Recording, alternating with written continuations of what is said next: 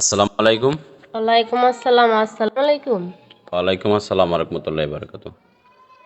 তো তোমার নাম কি? আমার নাম হচ্ছে সুমাইয়া আক্তার। সুমাইয়া আক্তার। বাড়ি কোথায়? বাড়ি হচ্ছে ব্রাহ্মণবাড়িয়া। ব্রাহ্মণবাড়িয়া। তো প্রতিবেদনে কিসের উদ্দেশ্যে আসছো একটু বলো।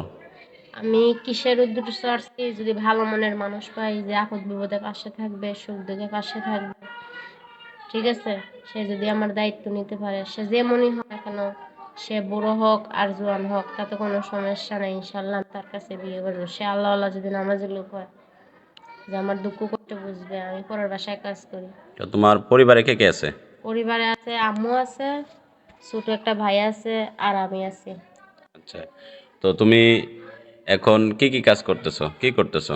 আমি সেলাই মেশিন এর কাজ করি একটা মহিলার বাসায়, তাতে তার সংসার চলে না।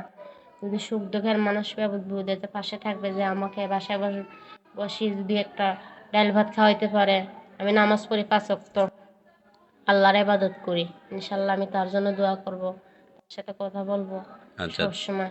তোমাকে একটা কথা বলি, তুমি যে ছবিটা দিছো, হ্যাঁ, এই ছবিটা কি তোমার? হ্যাঁ, এই ছবিটা আমার। আচ্ছা, তো এটা ভিডিও স্ক্রিনে দেওয়া থাকবে তোমার ছবিটা।